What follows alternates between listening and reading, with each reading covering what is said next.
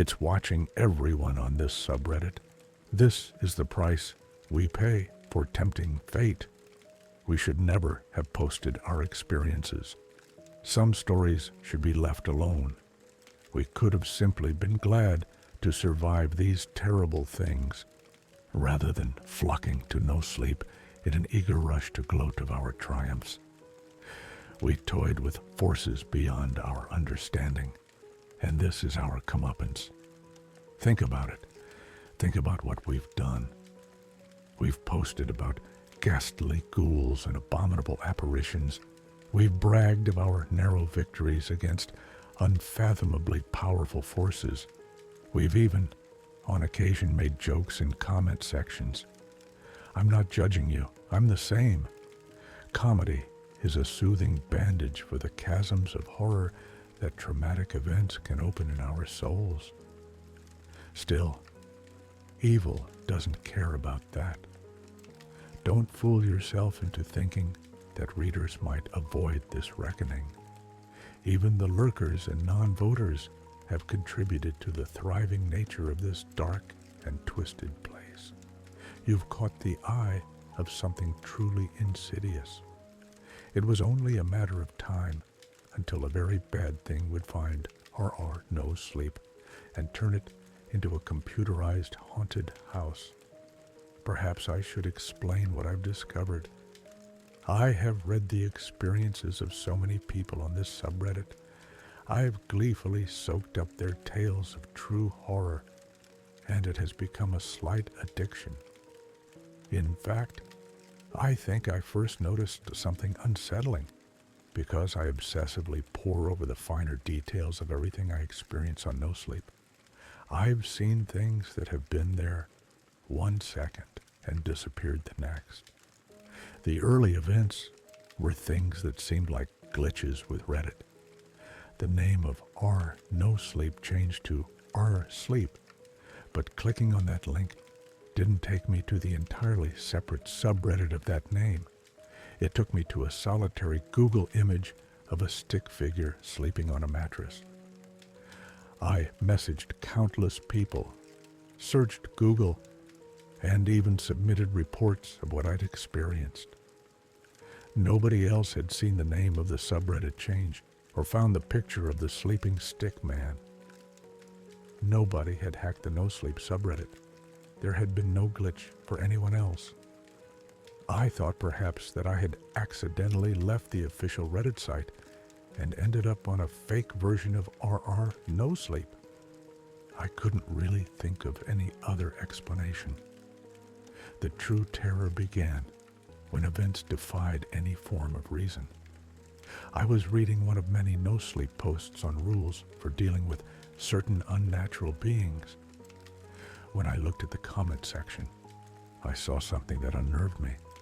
I was disconcerted yet again by what seemed to be a glitch. The comment had no username listed above it. Rule 11. It is unkind to joyfully read true horror. Sticks and stones will break your bones. There was an almighty sound of smashing glass in my room. Soul vacating my body for a brief moment, I twisted my desk chair around to face numerous shards that were scattered across my carpet. In the center of the wreckage was a small stone that had seemingly been hurled at my window, breaking it. I sprung to my feet and peered through the now glassless frame. There was something on the other side of the road. I don't think I'll ever be able to scrub that haunting image from my mind. Wedged between two hedges, slightly illuminated by the dim glow of a nearby lamppost, I was watched by a shadowy figure. His form was emaciated and blackened. Upon closer inspection, I realized that it wasn't a person. It was a stick figure. I screamed, tearing my curtains closed. Shuddering, I sat beneath the empty window frame with my back against the wall. I remained that way for the next 7 hours. I didn't sleep, unless it counts as rest, to persistently daydream of a lurking stick man. It turned out that he he wasn't a figment of my imagination. It was quite clear, even before learning of Rule 11, that the watchful stick figure only harbored sinister intentions. In class, I struggled to listen to my teacher. During breaks, I struggled to engage in conversations with my friends. My head was elsewhere, and I know this might sound foolish, given the warning it had sent to me, but I was obsessed with the concept of this horrifying specter. I had become the very definition of morbidly curious. I browsed NoSleep, looking for clues. The Rule 11 comment had vanished without a trace, but I tirelessly read posts, searched for edited descriptions or images, and even scoured comment sections for anything untoward. I found nothing. That didn't put me at ease, however. It only worsened my fear. At least the stick figure hadn't seemed so threatening as a static pixelated image on my screen. On the other hand, in real life, the crooked figure had been the most terrifying thing I'd ever seen. Why me? I wondered. I sent out requests for help from people who had endured unexplainable supernatural experiences. Somebody by the name of Archie Bolton replied, "This has the hallmarks of Gray Code, a programming language that connects occult things to the digital world." After receiving your initial message about the mattress image, I started to notice similar things on NoSleep. Strange comments appeared from a poster with no username. The site description read, "I'm watching you, Archie. No sleep for you? That makes me unhappy." And I saw two long, shadowy lines stretch toward me from the darkness of my bedroom. They looked like arms, stick arms. His reply was one of many messages I received. People purported to experience similar things. After reading this post, you might notice strange things too. I think, once it has been pointed out, it's hard to unnotice the malevolent thing that is observing us. After overcoming the initial shock and terror of being watched by a being that couldn't be explained by science, I decided to take a different approach towards this phantom. Moronic. When I saw my wardrobe door swing open in the middle of the night, I strode confidently towards it. "What do you want?" I cried. From the void of the open wardrobe, which was only a foot in front of me, two gangly stick arms protruded.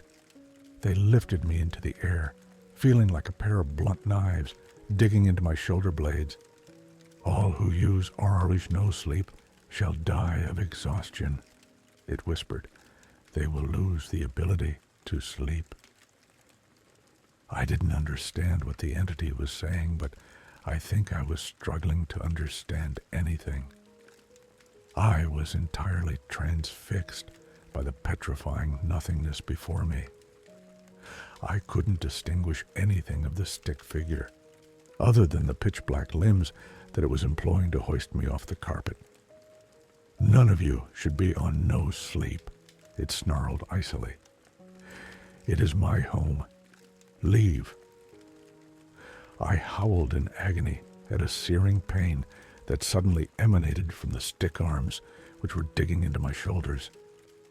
I looked down at my body, which was barely visible in the streetlight pouring through my still broken bedroom window. The flesh of my arms was changing. In utter horror, I realized they were starting to transform into the same pen-drawn stick arms as the creature in front of me. It was morphing me. As I screeched in fear, the stick figure dropped me to the ground with an almighty thud. "Everyone has a choice," it hissed. "Leave NoSleep or join my realm." The wardrobe door creaked shut. I lay on the carpet, considering my options. Initially, I was too frightened to return to this subreddit, in all honesty, but I felt I owed it to you. My arms have mostly returned to normal, but they won't fully heal. There's still a rigid stick-like quality to them. Even though my flesh has returned, I can barely type, but I'm soldiering onwards. I need to submit this post. The stick figure is watching you, and it's offering you the same options that it offered me. Leave NoSleep behind, or join it as some two-dimensional, soulless stick figure in a digital hellscape. What will you choose?